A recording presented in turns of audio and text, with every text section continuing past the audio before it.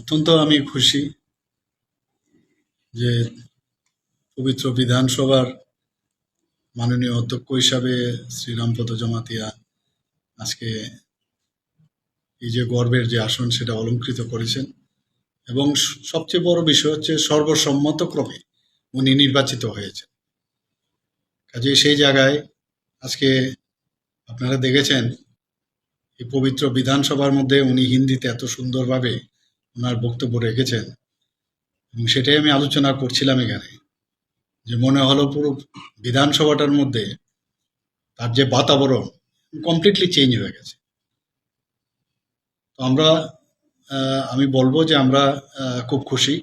যে এইরকম একজন আহ, আহ, মানে সব দিক দিয়ে যদি বিচার করি মানে be fitting for this seat. এবং আশা করি আগামী দিন আমি আজকে বিধানসভার মধ্যে আমি বলেছি যে কারণ এটা এমন একটা স্থান যেখানে নিরপেক্ষতা গণতন্ত্রের যেটাকে বলে পীঠস্থান বিধানসভার, বা আমরা যদি পার্লামেন্টও বলি, সেই পীঠস্থানে আহ, সব রাজনৈতিক ঊর্ধ্বে উঠে কিন্তু উনি ওই স্থানটায় থাকতে হয় এবং সবাই কিন্তু এই বিষয়েও কথা বলেছেন এবং আমি আশা করি ওনার যে কর্তব্য সেটা উনি পালন করবেন। এবং আমাদের আমার ব্যক্তিগত তরফ থেকে এবং লিডার অফ দ্য হাউস হিসাবে আমি ওনাকে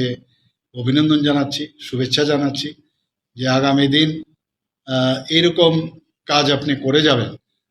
যাতে আগামী ভবিষ্যতে বা পরবর্তী সময়ে সেটা অতীত যখন হবে মানুষ সবসময় মনে রাখবে যে এইরকম একজন স্পিকার শ্রীরামপদ জমাতিয়া আমাদের বিধানসভায় ছিলেন। ওনার যাত্রা শুভ হোক সেটাই আমি আশা করি, ভগবানের কাছে প্রার্থনা।